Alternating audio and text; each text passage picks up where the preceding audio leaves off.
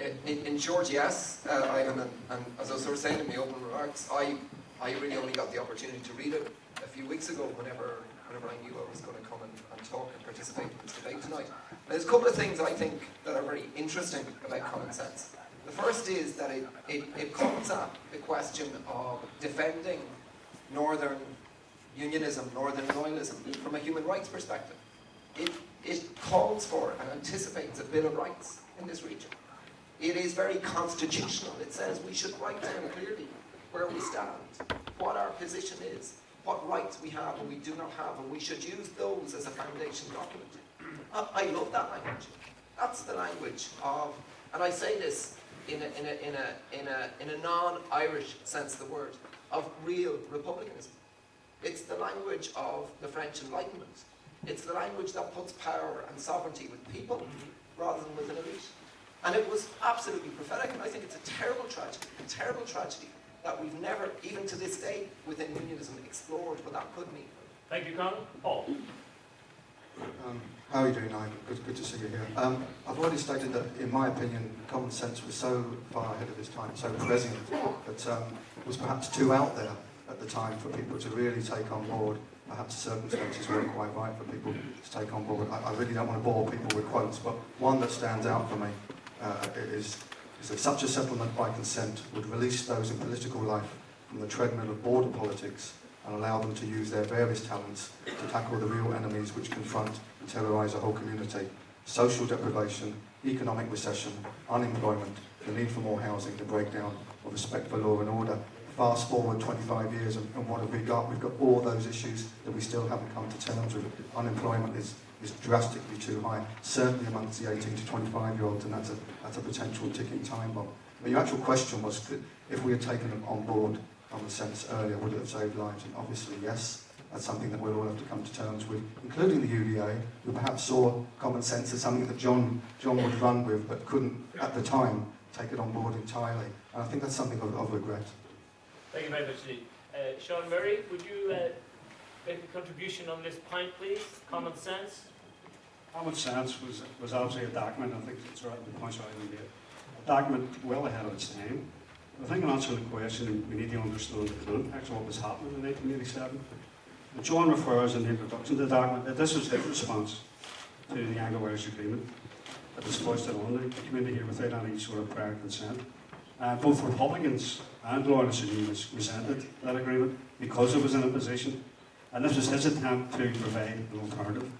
And in many ways it's a radical alternative. Colin referred to the Bill of Rights, and one thing that fascinated me was the opposition to the Bill of Rights. When rights are for everyone, because some politicians will portray the Bill of Rights as a Republican agenda. It's not a Republican agenda. It's about rights for everyone, irrespective of creed or politics. Brevity, that's what I like. Danny, have you got the message? I actually had major problems with the document when it was released. I think I reviewed it for Lock Republican News. I thought first of all it was a very important document. It did need to be read. But similarly, as Sinn Féin had published a document called A Scenario for Peace, and later, towards a lasting peace, I think it was Tim Gibney's in the audience here, speaking at Bodenstown in June 91 and 92, said that the Unionist people weren't going to hear Republican arguments over the sound of gunfire. And that was exactly, I presume, nationalist and Republican response to this document coming from John, who seemed to be a senior figure within Loyalist paramilitarism as well as being a political person. So when you read through the document, some of the proposals like the Bill of Rights, he mentions power sharing, the Hunt method of nominating the executive membership and committees, etc. I think that was far in advance of its time. But he also said that there can be no Irish dimension. He also said that there should be a constitutional convention called for by the Secretary of State. That was tried. The Constitutional Convention in 1975. It didn't work. It didn't have nationalist backing. And he also said and argued that any such results from a constitutional convention should require, let me finish this, it should require a 2/3 majority. And from a nationalist Republican point of view, that was altering what we were come to agree to in the Good Friday Agreement in terms of how we would resolve this problem here in terms of majorities, minorities. Right, Jeffrey. Give us a brief, please. Yeah, I get the message, Jamie. All phones off, please. All phones off. I don't want to hear another phone on your right. Okay? Bye.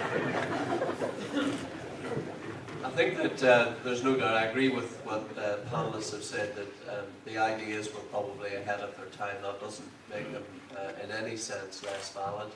But I think it is interesting that when you look at the document,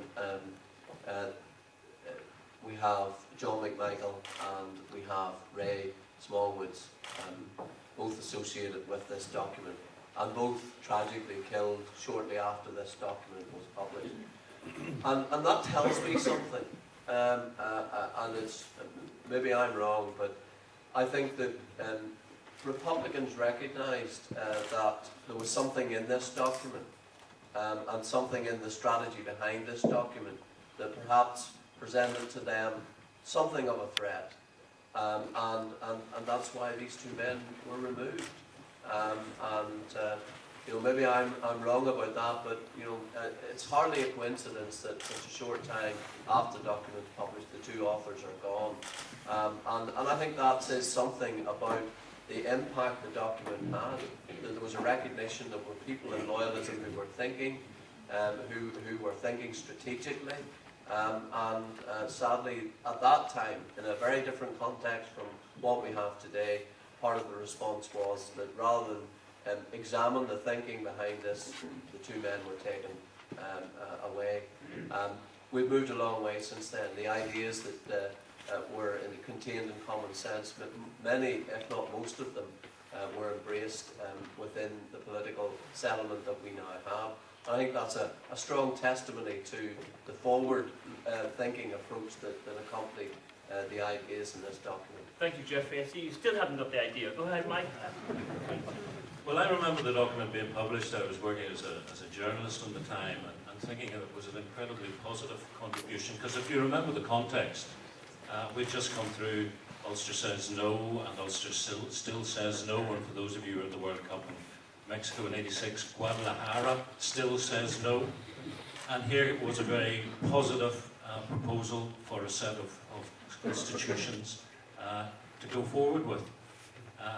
And I also remember interviewing on a couple of occasions Ray Smallwoods, I think the last time, a week or so before he was murdered, and again thinking, here is a guy who should be on radio and television a lot more, not necessarily because I wanted to endorse him as a journalist, but because here was a guy who had a vision and could articulate a positive way forward on behalf of unionism.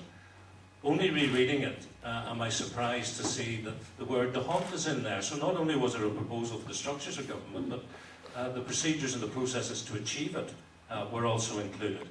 And the line, just reviewing it, the line that struck me and which I highlighted is actually the one that Paul mentioned. It's in the conclusion, and it says if we can clear away all this nonsense, the treadmill of the border issue, then we can get on with what really counts: the economy, education, health, housing, respect for law and order.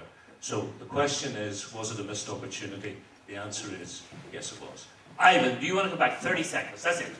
Just want to thank the panel for their answers and to say, as I think as Jeffrey has said there, we are now moving on, and I think it's important that the politicians keep along that line. But you were always on the Liberal wing, Ivan. Well, I would more say a Labour wing. Thank you. Okay, thank you very much indeed for your question.